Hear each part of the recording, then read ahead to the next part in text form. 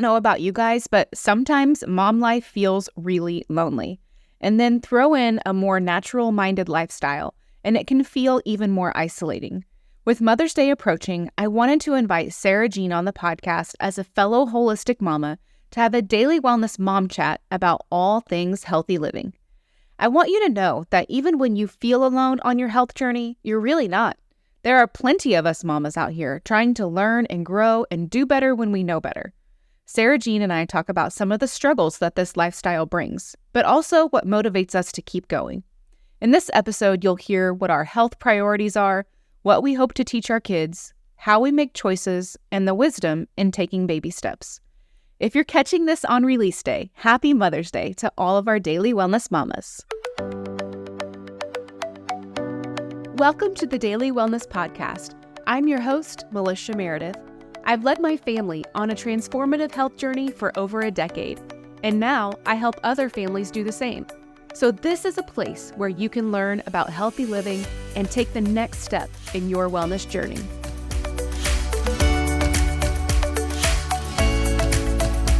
Sara Jean, thanks for joining the Daily Wellness Podcast.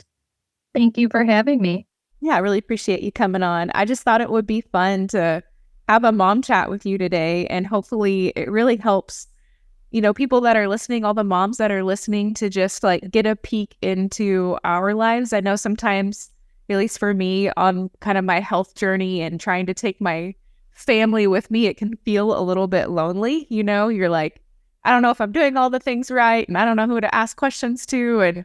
And you kind of just feel like that mom who's doing things differently than everyone else. And I just thought it might be helpful for people to get a glimpse into your life and kind of chat about some concerns that people have. So I'm excited for today. I'm excited too. This will be fun. Yeah. So just tell me, first of all, I'm really curious if you have always been someone that has been kind of naturally health-minded, or if that has been something that is a big change in your life. So I have not always been natural-minded. I was raised by a single dad, so I grew up on a lot of foods that were canned or came from the freezer, soda and candy. Yeah. So when I met my husband, within the first few years of us dating, he was diagnosed with psoriatic arthritis. Wow. And then a few years later, when we wanted to have a baby, I had back-to-back repeat early on miscarriages. So it was health issues for both of us that had us take a look at maybe, lowering toxins in our life and trying to be more holistic. And it's been a slow process from there. Yeah. So what were some of the first things that you started to look at? I mean, when you're in the world of health and wellness, you can look at your environment and your food and all the different things. So where did you start? For sure. It's very overwhelming to start. So when my husband was first diagnosed, I remember that was when I started trying to buy more organic foods and organic meats. But, I was still making some mistakes because I didn't know. So food was definitely first. And then when I was going through my struggles, I started working with a certified functional medicine health coach. And one of the first things she asked me, because it's so important for women because of all the products that we use, was what hygiene and personal care products I was using. And then when we met with the fertility specialist, he had us take an even closer look at our diet. So it was a slow process. I feel like first it was food, and then we swapped out hygiene products, and then we moved on to cleaning products. And that was, I want to say, 7 years ago. And even to this day, we're still making swaps. Yeah, same. And I think that's really the most sustainable way to do it, though. If you can just gradually over time swap out things as you need them or as you can afford them or whatever the case may be. I know for me, I probably tried to do too much in the beginning, because I was learning so much and I wanted to make all these changes, but then it got really overwhelming. It's really easy for it to get overwhelming. And that was one of the things that the health coach always preached to me, was taking baby steps, because baby steps are the key to long-lasting change, where if you try to do too much, that's when it gets overwhelming, and then, we throw in the towel. Yeah. Can you remember how you felt? Because I'm just thinking, you were talking about, learning about the effects of basically harmful chemicals, that we use in personal care products and stuff. Like, I just remember being so like mind blown when I started to learn about all the ingredients in those products and how harmful they were. I was like, how did I not know this? I feel like when you start this, you think that it's just a few swaps that you have to make, but the deeper you get into it, you realize that it is literally everything. And, I had to remind myself not to live fear-based and to just do what I can, because living in fear is like just as toxic as everything that we're trying to avoid in the first place. Yeah. Yeah. That's such a good encouragement, because it's like you can get overwhelmed. You can then start to be fearful of everything. You can, spend more money than you actually have in your budget for certain things, and whatnot. And so that's a good reminder, is just to remember that the fear also isn't healthy. So for sure. Yeah. So it was kind of a gradual process for you, which your childhood sounds a little bit like mine. We did have like kind of a hot and cold diet, I feel like, as far as healthy and not healthy. Like we were a hunting family, so we had lots of wild game, and my parents always had a garden, so we had some fresh vegetables and things. But then also we ate at McDonald's a lot. Yeah. I feel like they didn't know back then, I don't think so either at all. Yeah. And I think that the food like wasn't as bad back then either. Like, not saying it was perfect, but I feel like it's just gotten worse over time. Yeah. I mean, I've seen that. We're talking about McDonald's. I mean, I've seen that McDonald's French fries, they used to be like tallow and salt and potatoes. And now it's like 15 ingredients with inflammatory oils, and it's terrible. I was just talking about those fries yesterday too. I feel like if they were cooked in tallow and salt, that sounds so good. I know. Like, that's something I would make at home. Right. Yeah. Okay. So that was really your motivation to get started. But I know, like, sometimes when you're in that journey, if you're feeling overwhelmed, or maybe you're just kind of getting burned out on learning all the things and trying to make swaps and, changing so much and cooking at home and whatnot. So what motivates you to keep going now that you're on this journey? Like, what is your day-to-day motivation to kind of do those hard things? Definitely a big one is our daughter, because we did wind up having our daughter. She will be 3 in September. And then just how good we feel. Making all of the changes, living low tox and holistically. My husband no longer suffers with psoriatic arthritis, and besides the miscarriages, I also had like anxiety and a bunch of other health issues, and just how good we feel is definitely a huge motivator. Yeah, that's true. I would agree with that for me, and I think sometimes I forget like how much better I feel, because I think we've been on this journey for like a decade now, and in the beginning it was such a drastic change in how I felt, but now it's kind of like, oh, I forget that I'm actually doing so well compared to what I used to be doing, until I like am on vacation or eat a few meals that, really don't feel good in my body or whatnot. And then I'm like, oh yeah, that's why I do this. Yes, the vacation is super relatable. Every time we go out of town, we get stomach aches. Yeah. I know. It's like, okay, like, I guess it's all right, because it's not something we do very often. But then again, like, is it worth it? Because we always feel terrible. So it's a balance of like, just living real life and enjoying life and doing the best you can. And then also, how good do you want to feel? For sure. And I feel like it's a reminder, like, I don't know about anyone else's area, but I know in our area, like, there's not really selections for easy food that you can pick up, that's actually going to be healthy and clean for you. Yeah. Yeah, same. I live in a pretty small town, so we don't have like, restaurants that are really forward thinking as far as health and stuff like that. Yeah, it's hard. It's nice when you can go on vacation and do like an Airbnb or something where you can make some of your food at home at least. Yes, that's our plan this summer. We're actually going away for a week, and we got our own spot so we can bring our own food. Yeah. I know, and like saves you money and you feel better. Like you want to be on vacation, you don't want to feel sick the whole time. Right. Yeah.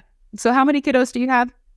Just the one. Just your daughter. That's sweet. Mhm. And she's 3, you said, right now? She'll be 3 in September, so she's 2.5. Cool. So as you are on this health journey and now raising your daughter, like, are you planning on kind of teaching her the things that you've learned and kind of helping her understand all of that as she grows? Oh, for sure. Yeah. I mean, food's going to be a big one that I want to teach her about. She's still a little young now to understand, but I definitely want to teach her like how different foods affect our body and how they nourish our body. And then, we let her have treats and the stuff that we don't want to have, on special occasions or whatever. And, I'm going to have her pay attention like to how the foods make her feel. Yeah. Yeah. Just learning to listen to her body and like understand the effects of food. I think that's really smart. Has it been hard for you to feed your toddler healthy food? No. And I think it's because like that's all she knows for the most part, so she gravitates towards whole, clean foods because that's really all she knows. What she's familiar with. Right. Yeah. That's what I tell parents. I was like, it just depends on your situation as far as feeding your kids, because I mean, if you can start them out when they're, toddlers and their whole life they're eating healthy food, it is a lot easier in some ways, because their taste buds are going to be used to all of that and stuff. But some parents don't have that luxury, right? They like me, like my oldest was around 5. Then I had like a 3-year-old and a 2-year-old, and so that's when we were starting to eat healthy food. And they were like, Mom, what is this? That's even relatable for myself. Like I've said this to my husband, that first year, like even up to like the first 3-4 years, it was so hard because that food just wasn't appealing or appetizing. And I was also addicted to the other food, and it was a years long process for the clean whole foods to be appetizing for me. Yeah. That's another good encouragement, because our kids like are just the same as us in that, right? If they've eaten a lot of ultra processed foods, they've been having sugar every day, their bodies are going to have that addictive, tendencies to them. And, they're going to want what they're familiar with, but also like their body's going to be craving that because that's what they've been eating, right? So you got to like recognize that our kids are also going through that process of like, detoxing, really. Yeah. Yep. Yeah. And I think like I can sometimes feel that when like go back to the vacation thing again, like you get like a few more sweets than you have had, or maybe you have more inflammatory oils, or you ate food with natural flavors, all of those things that like make us gravitate toward those unhealthy foods. Like it's crazy how strong of a pull that has on you. Oh, it really is. It really is a strong pull. I don't know if a lot of people know that our food is like scientifically engineered to be addicting. And I'm sure it's harder, even with someone who has a teenager. I couldn't imagine. Yeah. Yeah, I know. I have 3 teenagers and a 9-year-old. And so even though they grow up like eating healthy food, like, when they're out of the house or at a party or something, they eat foods that we don't typically eat at home. And so I can sense that in them, like, oh, well, this was so great. Like, I want to, go get ice cream again today, because you're right. Like our food system, like the people that are making these ultra processed foods, like they know what they're doing. For sure, they know what they're doing. Right. They want us, it's a business, right? They want us to buy their food so that they make more money. So they specifically engineer it so that we want to eat more and more and more of it. Yeah, it's disturbing. It is. It should be illegal, really. Sure. I mean, I feel like all the same foods in other countries, they're able to make it without all those ingredients. I don't understand why they can't do that here too, Yep. They definitely can. It's just money. Yeah, for sure. Yeah. And if people listening, if you don't know, like there are even in legislative session this year, there are probably like 10 to 12 states that are trying to pass laws to ban certain ingredients, which is amazing. So I love that that's being talked about a little bit more because, if New York passes something that will ban, certain ingredients there, it's likely that that company is going to just change it across the entire United States because they're not going to make it one way for New York and one way for the rest of the country. Right. Yeah, I saw that. And I feel like that's definitely a step in the right direction and exciting. Yeah, I know. Me too. Like, yes. So I'm cheering for all the states right now that are like, if we can get like 6 states to pass something, like that would be a huge shift in the right direction. Yeah, that'd be super exciting. Yeah. So in thinking about your daughter as she grows, what do you think are some like core things about healthy living that you want her to know before she leaves your home? That it's important what we put into and onto our bodies and just how it all affects us. Mm-hmm. Yeah. Having that understanding of the correlation, I guess, between food and products that we put in and on our bodies and the outcome of that. For sure. Like a big thing that I am big on is food is medicine. And I feel like some people don't believe that or they don't want to believe that, but I genuinely believe, what we eat it's either going to be poison or medicine. Yeah. Yeah. So you're making a choice every time that we feed our bodies, right? Are we going to be healing or hurting? Right. Yeah. Yeah, that's good. I love just like the simple clarification of that too. Like you really condensed that to like one little simple statement. And I know like it encompasses a lot, but that is such a good nugget. If she could graduate and leave home like knowing like everything that I put in and on my body is gonna, affect me for better or worse. Absolutely. I didn't have that. Me neither. Yeah, for sure. Another question I wanted to ask is just how do you make time to make healthy food? Because I talk a lot about healthy food, on my social media and just with my friends and stuff, because that's my passion. I love food and I love healthy food. It just makes me happy. I know one like problem that moms have that want to do better with their families as far as eating healthy is just the time aspect. Like it takes so much time to buy the healthy food, prep the healthy food, cook the healthy food. And that just becomes a major like mental hurdle for moms, and trying to do better with their family. So what are your tips for feeding your family healthy food? So it definitely does take a lot of time, but you just have to prioritize it. If it's important enough, you will find the time. And one thing I do every single weekend is, I see what's in my pantry, what's in my freezer, and I'll plan my meals for every single day of the week. And then make my grocery list based off of that. And then when I get home with my groceries, like I'll soak all my produce, like hard-boiled eggs, do some food prep. Because I have noticed when the foods are ready to go and reach for from the fridge, like I'm more likely to grab them instead of reaching for something quick. So I feel like just taking a few hours on a weekend or whatever day you can and trying to do some food prep like that has helped me a lot. Yeah. There's a lot of things you said right there that I love. Like your process looks a lot like mine. And the reason that I start like you do with like analyzing what I have already is because that's one way to save money, right? You're like using what you have on hand already. Like if another hurdle for you is that you think healthy food is too expensive or whatever, like start with what you already have and build off of that. And that's going to save you a lot of money. Yes, for sure. Yeah, I try to see like what meats I have and then plan a meal off of that. And it's made it easier. Yeah. Another thing that I liked what you said is just the priority aspect of it. And I think that's true. Like I never like to say like, I don't have time to do something because the truth is like, I just am not prioritizing that thing, right? Whatever it is, right? I don't have time to whatever, XYZ. Really, you're saying like, that is not a priority for me.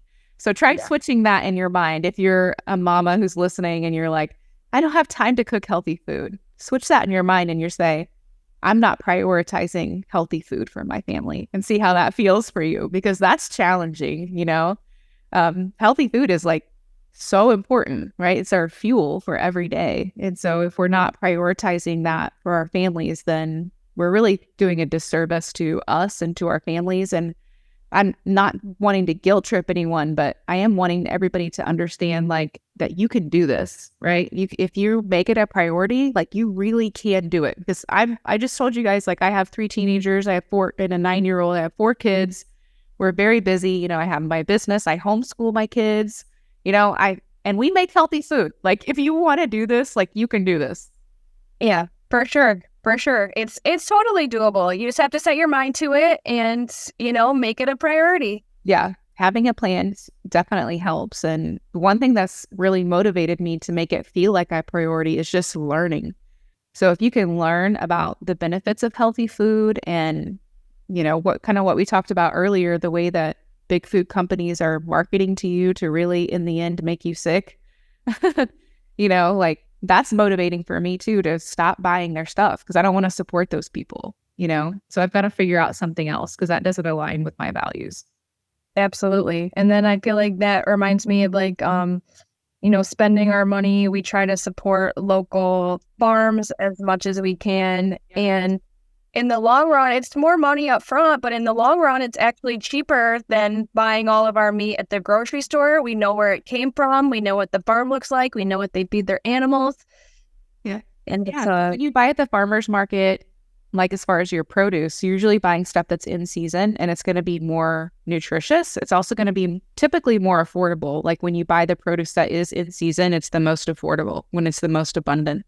Yes. So yeah, I definitely agree with that. And we've did the math so many times on buying like local meat, and it always is better, like price per pound for sure, to buy from a local farmer. And I love supporting them.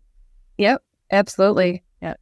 Yeah. So I'm not saying that you don't have to think about your budget here, right? If money is an issue for you, like you can also eat healthy on a budget. I 100% believe that. Me too. And also, if you think about it, you're eating healthy, hopefully you're not getting sick as much. Therefore, you're spending less money at the doctor or on medication or all those things too. So you have to think about saving money that way. Yeah, we have saved a lot of money. Yeah. Have you guys kind of thought about that as if you had the arthritis issues and stuff like that? I bet you guys were spending money on medical bills.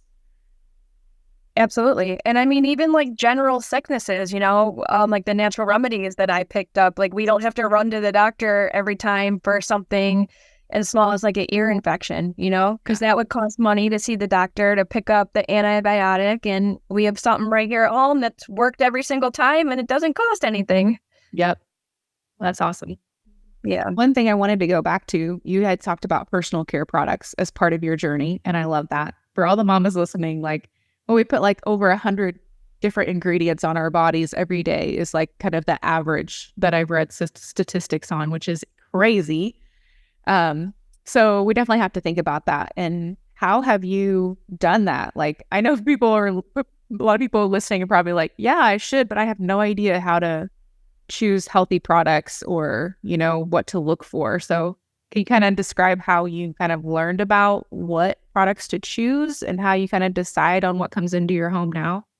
Yes. So for me, I'm definitely more educated on ingredients that are in food. Mm-hmm. So I had to rely on apps like the app, the Yuka app, and I noticed inconsistencies with those. So while I, would recommend them to a beginner, I always say, make sure that you're like looking over the ingredients yourself as well. And then the hygiene and cleaning products, they're hard for me because there will be an ingredient that will look like it's bad for you and really it's not.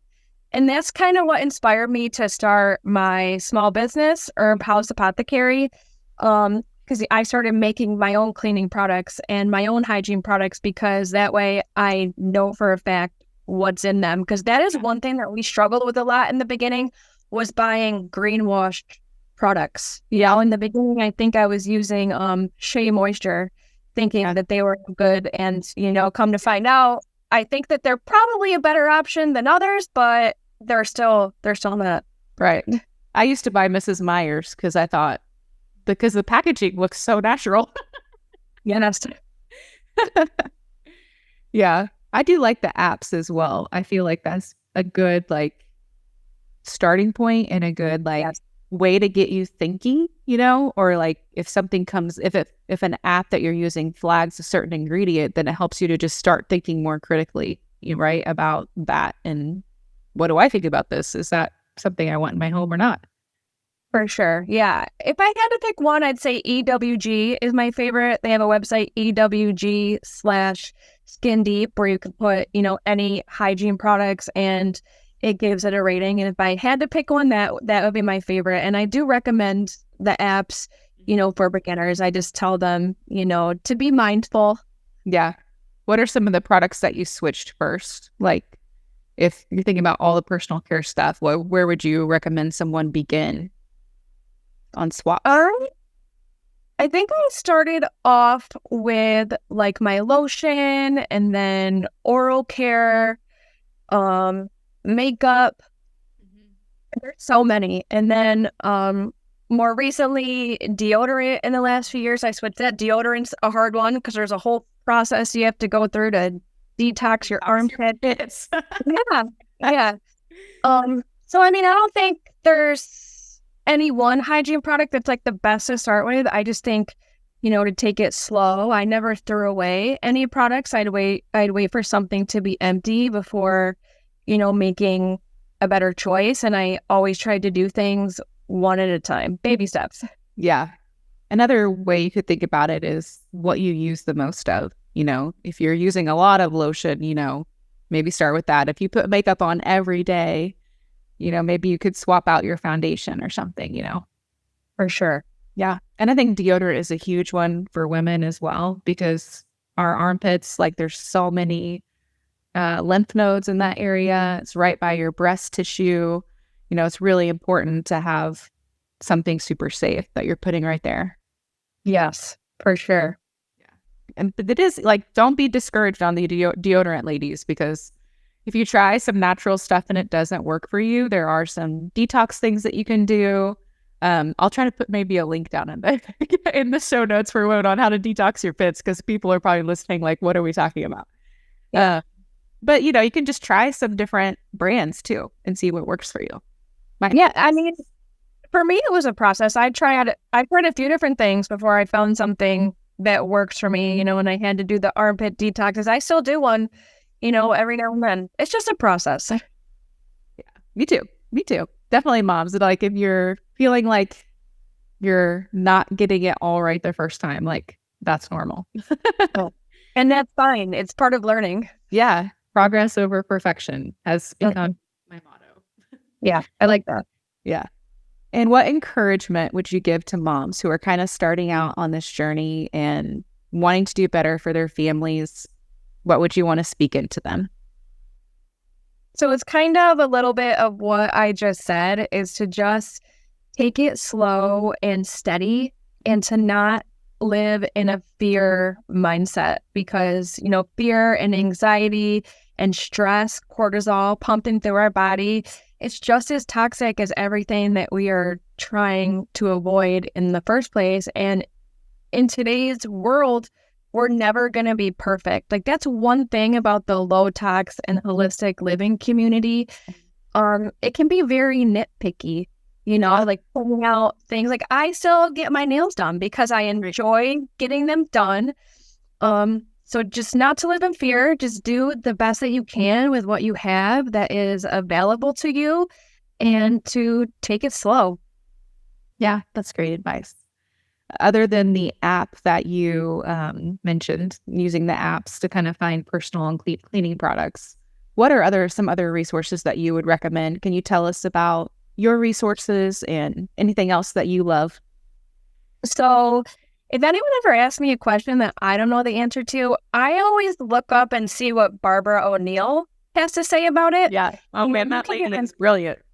Yeah, you can get on TikTok, like YouTube, Google, and put the ailment and Barbara O'Neill, and it is almost guaranteed that some seminar or video of hers will pop up, and she's someone that I trust her opinion.